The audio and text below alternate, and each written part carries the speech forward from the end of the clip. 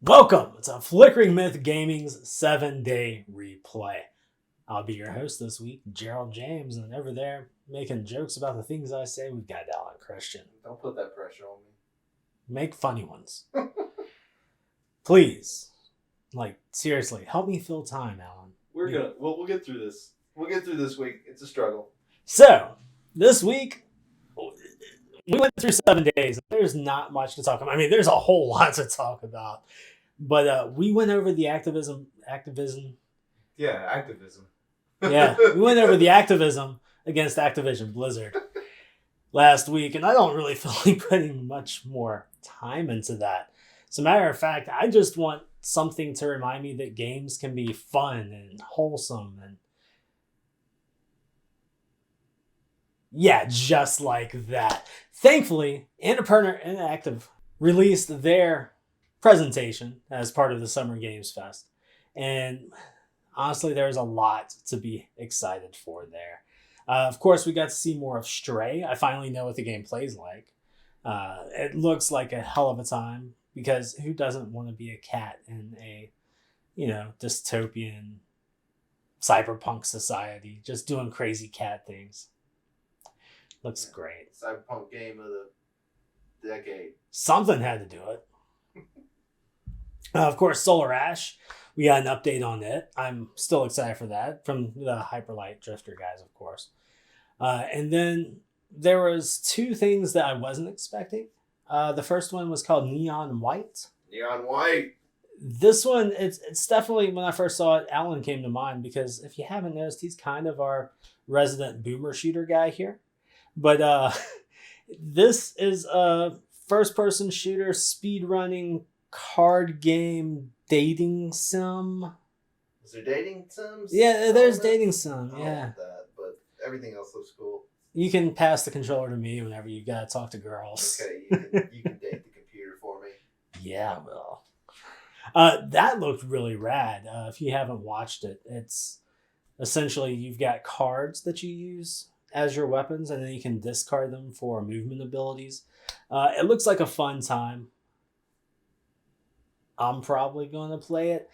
It's only on the Switch as far as consoles go. It's coming to Steam, of course, which was weird because I was thinking, man, this would be great in 60 frames and 4K. But no, I can't have nice things, can I? No. And also, even though they didn't show a game or even name a game, we got to watch two people talk and make tea. Boo. Yeah, normally that's what I would say, but whenever it's the guy who made the Stanley Parable talking with the woman who made Gone Home, and they were being orchestrated by CB14. I think that's his name. The guy who composed Minecraft. It's fun ambient music. It looks like a walking simulator's dream just to see these guys together. So, something to look forward to. You got audibly yawn. Audibly yawn. We've got to appeal to a mass audience, and these people care. Maybe. I don't know. Let us know in the comments. I hope you guys like it. See? Thank you for being nice. So, in other news, we got jack shit. Sorry, guys. There's nothing. So, instead, let's just talk about some rumors. Yeah. I hate rumors because that's not news. It's just speculation. So let's hit you with a piping hot rumor. Big if true. That Nintendo will have a direct in September where they talk about upcoming games for the year and quite possibly the first half of 2022. Not news. Not a leak. They always have something in September. Almost always. Big if true. Big if true. Now, you might be wondering why we're giving this story any mention. It's because everyone else is giving this story mention. And that's because there was no news this week. They had to write about something, right? So, yes, that thing that Nintendo always does, probably going to happen again. They might talk about some games that are about to come out a little bit after that. I just peed myself. And of course, people think they might talk about Bayonetta 3 because people have thought that they were going to talk about Bayonetta 3 for the past 4 years. Vaporware. Another rumor floating around. Maybe, who knows? It might happen. they might have to delay the new Horizon game, Forbidden West. Okay. Yeah. Every game that you've heard about that's not out yet might get delayed. Jesus. My news. This is what happens. Like, I understand. We don't want to talk about that thing happening, and most people probably don't either, but come on. Someone had to give us more news. Thank you, yet again, Annapurna Interactive, for stepping up, and Annapurna as a company altogether for making Sorry to Bother You. All right, so this is the part where we talk about the upcoming games, right? Yeah, the Upcoming thrills. games. Finally, something good to talk about. This week, we've got some heavy hitters coming out. We've got Picross S, Mega Drive, and Genesis. Those are the same thing. Yeah. Mega Drive and Mark III, or Genesis and Master System. Yeah, Master System. Who cared about Sega? Anyway. Picross. We're half a UK channel. That's true. They very much cared. That's true. Also, what else do we have? Lewis the game. Something about the 200th anniversary of Lewis Button. Check that one out, I guess. I don't even know if anyone's going to know what you're joking about. Yeah, look it up. I mean, we had to go down a list of upcoming games, and Lewis the game was right there. All right. I didn't have much else to pick from. God, this week sucks.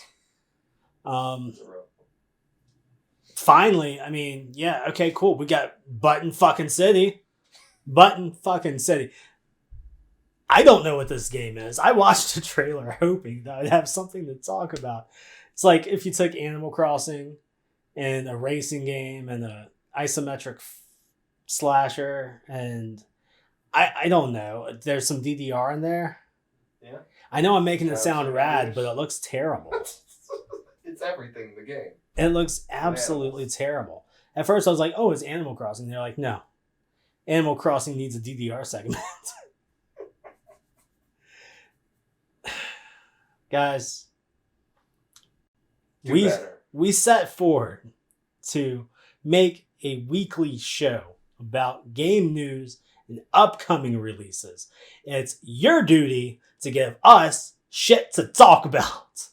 You have failed us as a journalistic nation.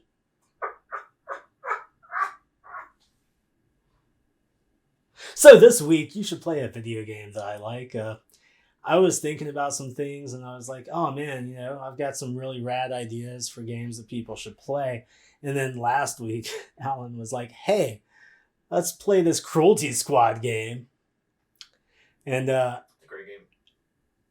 I think that I need to bring y'all back from the brink with that one. So just go play Katamari Damacy Rerolled. Also a great game. One of the best games ever created. Or at least the original Katamari Damacy was. Katamari Damacy Rerolled, you get to play it on current hardware. They didn't really do much else aside from widescreen it and make it a little prettier. There's no reason they couldn't have also did We Love Katamari with it and just did that package. Oh, that would have been so good, but Bandai Namco doesn't like giving me what I want. It's a travesty. But Katamari Damacy is one of the greatest games ever made. If you have not played it, go play it. It's just pure joy, pure fun, and what we need to get our minds off of the terrible gaming news that we've been hearing the past 2 weeks. Thanks for joining us this week and sitting through this one. Sorry we didn't have much to talk about, but that's what we're here for. Good or bad, you will see us every week. Our promise to you, Flickering Myth Gaming Nation. Thank you and good night.